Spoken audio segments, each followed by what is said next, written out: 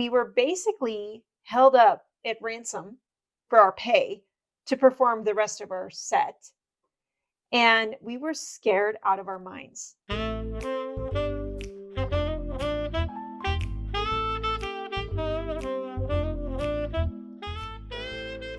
Hey there, welcome back to One Big Caper. I'm Athena, this is my partner Felix. And this podcast is all about our capers on stage and off. Today's topic, this is actually the beginning of a series, another series that we have. And we're just going to sprinkle these in as we go. But we realized that we haven't talked a lot about our hell gigs as performers. That is an industry term. Hell gig is a miserable experience that you would probably never want to experience ever again. No. For that matter, I have realized that many of my hell gigs are repressed memories. There you go. It's inevitable that we meet someone who discovers what we do for a living, or that we are both entertainers and they want to hear the stories, but they want the shocking and bizarre, and we can certainly deliver on that. But when it comes Is it not shocking and bizarre already that you're a magician for a living and I used to be a Las Vegas showgirl? It makes us sound like liars. I know, right? Okay, sorry. I interrupted. When talking with other entertainers, hell gigs also are the desired dish. Yep, because it is. It's a dish. It's a dish. Totally. It can be delicious or disgusting, but it also helps. It's cathartic. Well, also because then you learn who not to work for. We do share a lot of these stories too as a word of caution. Whether, it's even the psychology of working with an audience, or the psychology of working with a booking agency or a particular theater, or people who you should avoid. Yeah, I mean, there's one producer in town that I have never worked for because of what one performer told me about their paying practices or lack of paying practices. I know of some of you might know who I'm talking about.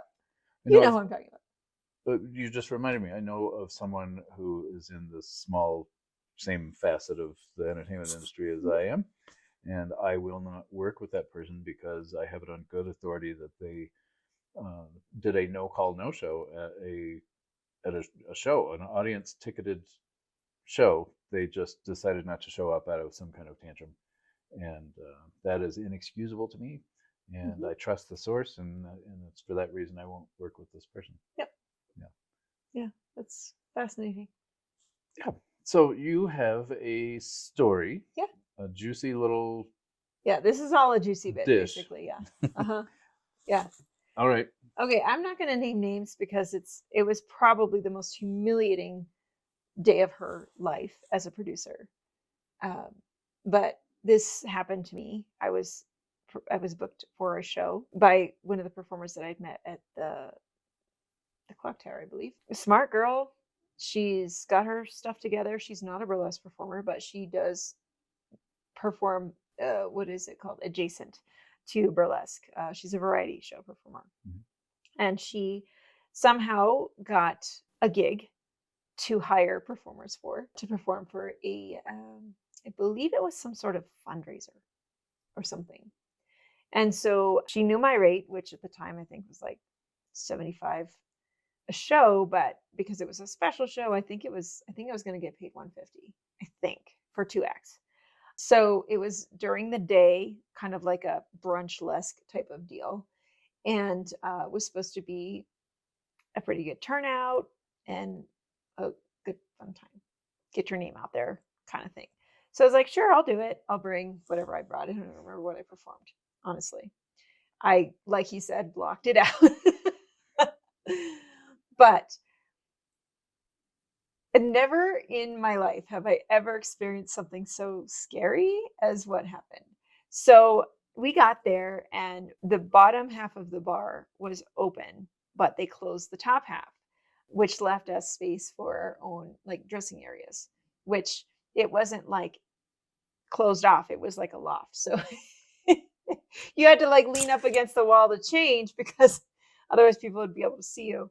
So far so good. We have our own place to change. We're not changing in the bathroom with the guests. So that's number one, is great. And then she had her organized set list, and she was very organized. Like I said, smart girl. But nobody showed up. There was no audience. There was probably 10 people in the whole bar. Yeah. And I think about the same amount of performers as people in attendance to this thing, which was like an all-day event. And we were only scheduled for like this 2 or 3 hour session, like with a break in between or something, but nobody was there. So we did our first set, and we were like, it's really hard to do burlesque to perform for hardly anybody. Mm. It's like a It's dress supposed to be a rehearsal. rowdy crowd. Yeah, Hooting it and helps. hollering. It helps. It helps to have a crowd. I don't remember exactly how it went down because, again, like Felix said, it kind of like you block it out or you just want to forget it. But we were all taking our break, and we were kind of complaining, like, I don't think I want to do my next act. I think we should all just go home. And that's when it started to get a little dicey. Yeah, because she went to tell the owner. It was like two brothers. One of them that hired her wasn't there, and so it was the other brother that we were dealing with. And so she said, like, we expected hundreds of more people, and it's really hard to do this kind of thing. And that brother got a little psycho, to say the least. He basically said, okay, if you leave, I won't pay you at all. And so we were basically held up at ransom for our pay to perform the rest of our set. And we were scared out of our minds because we didn't have a man with us. It was all females, and it was a biker bar. And at one point, one of the audience members drove his bicycle into the bar and started doing the thing with the wheel and rubbed a black mark on the bar floor where we were supposed to perform and smoked up the entire place. So we're upstairs where the smoke is rising, and we're literally being like suffocated, held hostage for our pay. And then having to go out and perform a second set under these conditions is the second worst show I've ever done as a burlesque performer. And I feel bad for this poor girl because I think that was the second show I had booked with her, because I have another kind of hell gig related to her, but that was the last time I performed with her. Wow. Needless to say, I mean, it just like, these are the kind of things that happen because people don't respect artists or performers. I have booked burlesque shows. Mm. I've produced burlesque shows in 3 different biker bars over the years. But one of my main concerns was that, even though I'm a male person, security was always one of those things that I talked with the bar owners about. And Yeah. I was like, I need these people to be treated like they are the president. Like I need absolute security. So Well, and this that is was a because mistake that you experienced. Oh, well, yeah. Your producer was mistaken for not having arranged that. Yep. Yeah. Yeah. So it was just really awful. Wow. Yeah. Yeah, that's Top scary.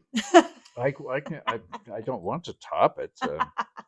We're not going to outdo each other. No. I have before on this show talked about a time that I offended my sound and light technician. Yes. And they left me on the stage by myself with no lighting. With no lights or sound. The owner of the venue had to go run the show. Yeah. Yes. So that's a funny one. That's an unbelievable one, but it certainly happened. And so many come to mind. But you brought up, I was like, I don't know which one to even talk about, and you said just hot garbage. Yep. All right, hot garbage it is. I was booked by an agency for this one. Okay. And it took place about 100 miles south of here. So I had a drive. Okay.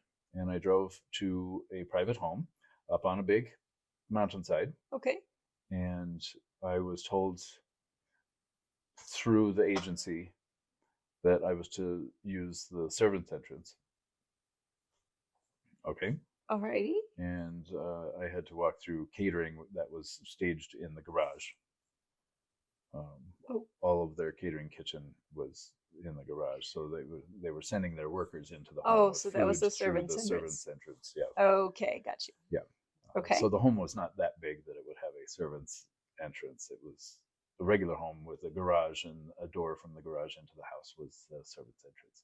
Okay. So this was somebody who was interested in appearances for their guests, and for the reason for the party, I'm still unclear about. It doesn't really matter so much. I believe I know the reason for the party. Nevertheless, I was told that I was to be uh, there and able to perform by 7:30, and 7:30 was going to be my performance time. I would be done at 8. Okay. And I was like, all right. And I always make contact with my hosts unless they've designated a party planner or somebody Okay. with whom I'm supposed to work. There was no party planner, so I found the host.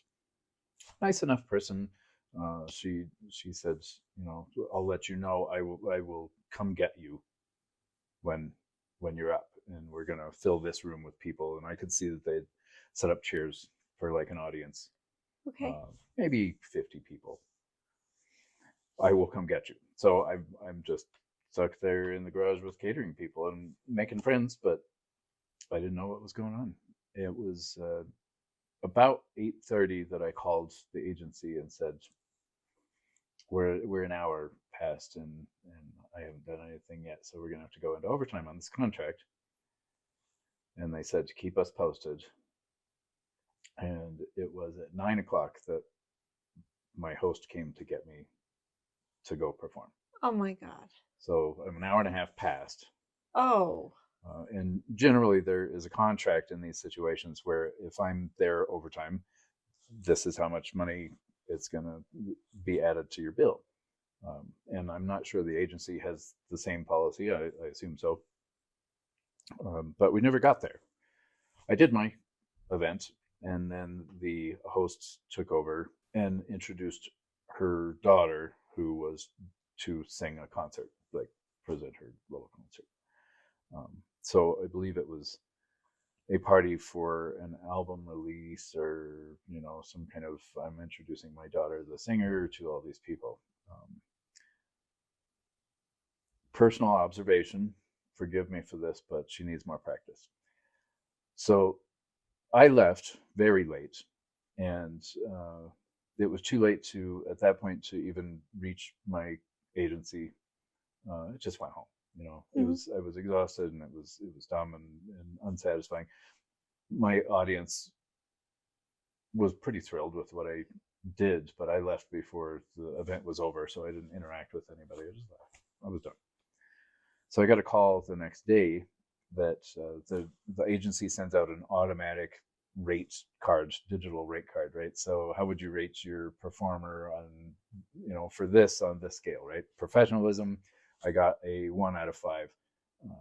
Appearance, 1 out of 5.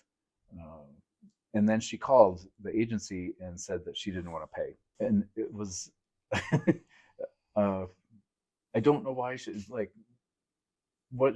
was just one of those people trying to get out of paying a bill. Mm-hmm. And so the agency called me and asked me to explain what happened.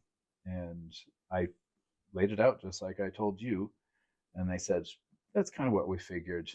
We don't think that you did a bad job because we know your work. And as soon as we saw that your appearance was scored a 1 out of 5, we knew that she was full of it.